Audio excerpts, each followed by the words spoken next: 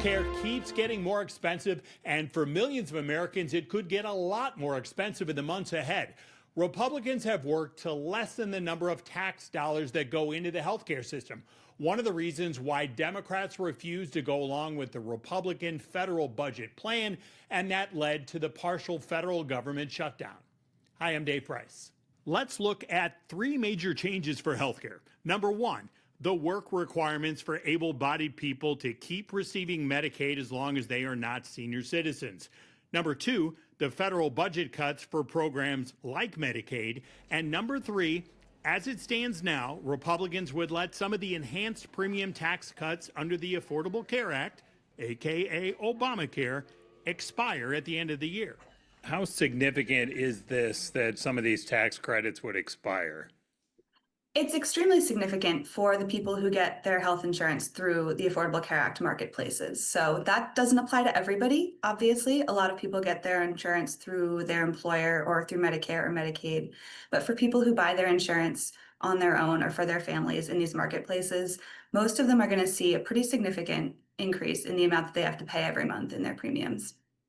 And KFF has tracked this over the years where we've seen the folks who had previously not had insurance coverage gain insurance coverage, and obviously you have Medicaid expansion too, maybe as part of the overall piece here. But so before we get into everybody who's impacted by this, how maybe successful was this in getting more people some type of coverage who didn't have it before?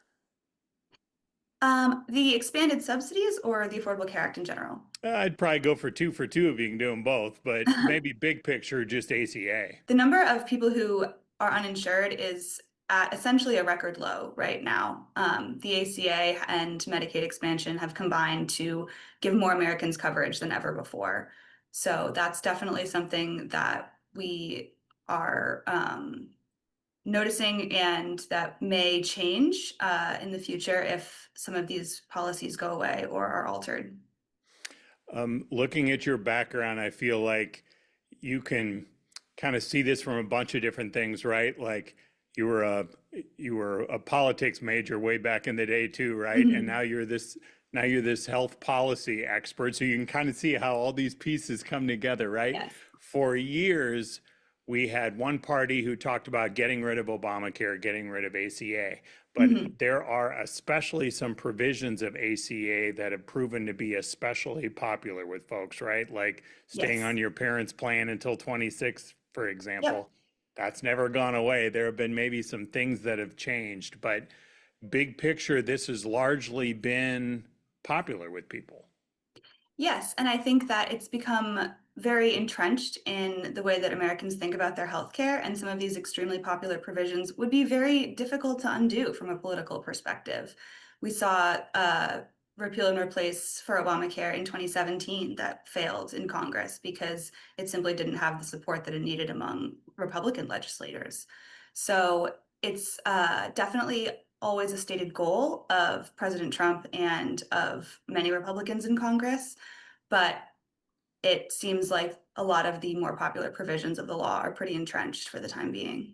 Okay, so in light of that, eliminating some of these expanded enhanced tax credits, what specifically does that do? So these enhanced tax credits were put into place in 2021 under President Biden, and they essentially just give people more help to purchase their insurance in the individual market.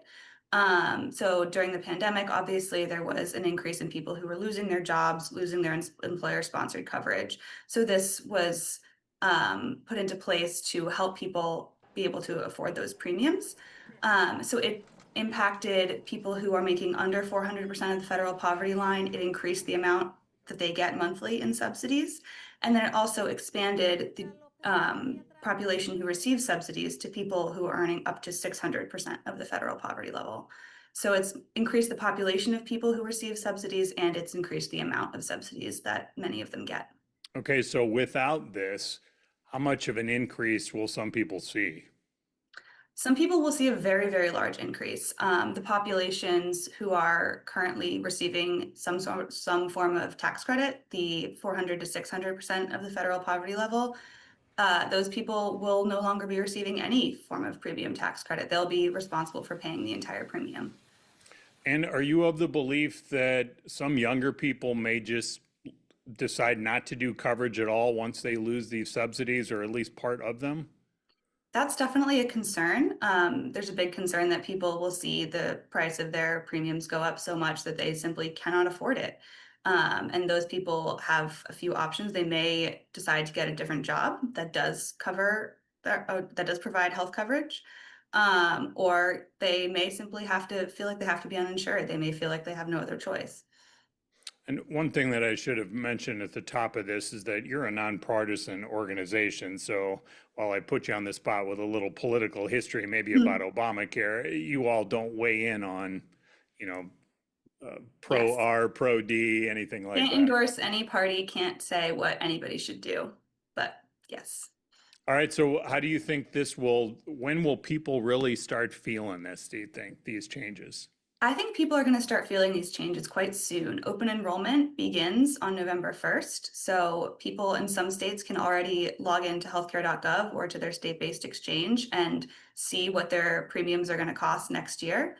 And I think that as people begin to make their budgets and look at health insurance options for 2026, they're going to be very much struck by how much their premiums may be going up. This is an issue that has perhaps seemed a bit far away for a lot of people, and this is going to really bring it home.